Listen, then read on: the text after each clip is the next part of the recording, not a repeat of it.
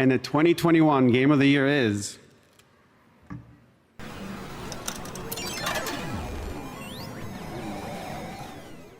It Takes Two.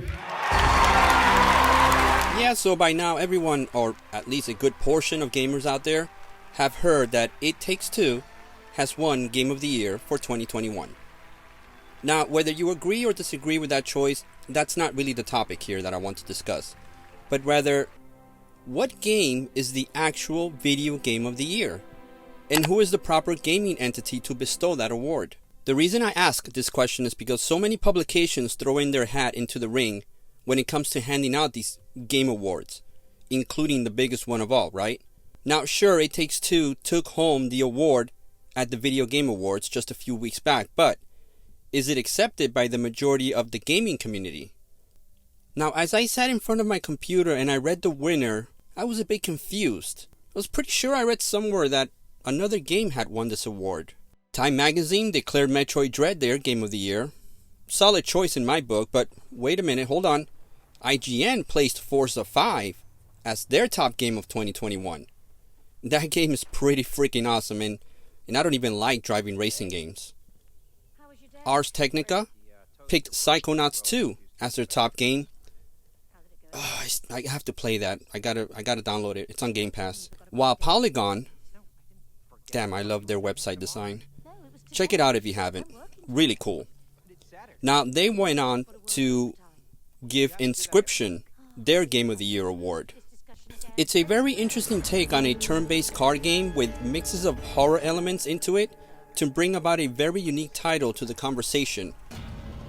Pretty unique, I like it. Or maybe we should go with what GameSpot says. They're claiming Deathloop is the #1 game of 2021. I have yet to play this one, by the way. Game Informer here, the publication that's owned by GameStop, they're declaring Halo Infinite of that prestigious title for 2021. And PC Gamer is actually going to release their Game of the Year on December 31st. I mean, even Google got into the ring by choosing Pokemon Unite as the Game of the Year. Look, I have nothing against Pokemon Unite, but Game of the Year? Google? Come on, guys. So, what we have here is way too many publications throwing the Game of the Year award around like it's starting to lose its luster. And notice anything on this list that jumps out? Exactly, no repeats. Everyone chose a different title. There is no runaway title here that swept multiple publications. Now, all the titles on this list are solid titles in their own way. Some brought new elements to the table, while others brought back tried and true concepts and showcased new mechanics and gameplay. But if we wanted to really crown that one definitive game for Game of the Year, how can we go about choosing this? We have so many different takes on what's Game of the Year. So here's what I did. I took all the winners from all the publications and I placed them on this list right here.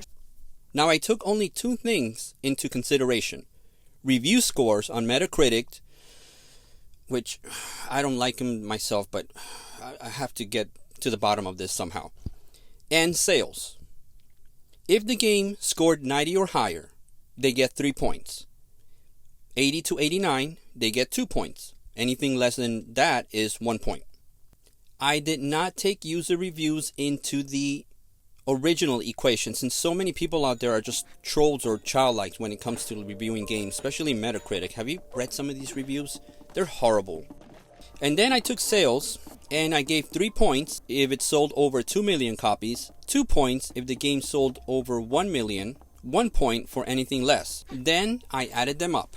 The games with the best reviews and most sales would top the list. And in the event of a tie, I hate to do this, I really do, but I'm going to use the Metacritic user score as a tiebreaker. 3 points for scores between 10 through 8, 2 points for 7 through 4, and 1 point for 3 all the way down to 1. So, who is the real winner here? Now, before I get to the result, let me just say this. First of all, the real winners are us gamers.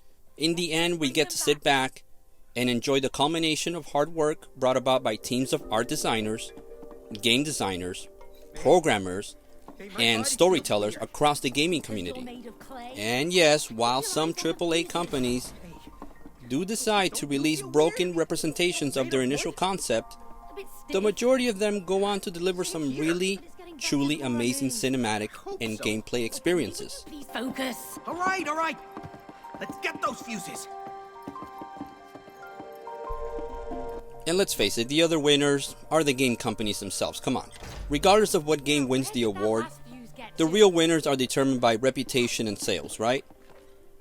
With social media and the internet playing such a huge role in the advertisement and promotion of video games nowadays, gaming companies are looking at massive selling profits with minimal marketing push on their end. At least when compared to the early 2000s, right? I mean, when was the last time you saw a video game commercial, an actual commercial, playing on regular TV? And in the end, regardless of who wins Game of the Year award, that does not impact the game. It doesn't take away from the experience that you had when you bought the game or you played the game.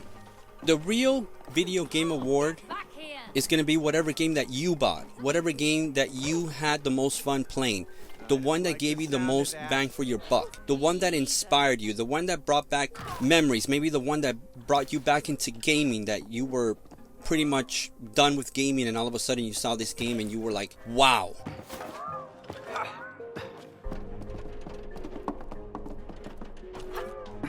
Alright, but enough of that. Let's get back to the list. So in the end, here are the results of my very complicated formula. Believe it or not, look at this. I have a three-way tie between Resident Evil Village, Psychonauts 2, and Forza 5. Again, all great games. So due to the tiebreaker, I have to take into consideration the user reviews in Metacritic. God forgive me. Now adding the results of the user reviews, we have this. Which means... Dang, another tie. Okay, so we got two games left now. Resident Evil Village and Forza 5. Sorry, Psychonauts. I was hoping I wouldn't have to use this formula because it's extremely heavy in algebraic equations and uses some theoretical physics, but here we go.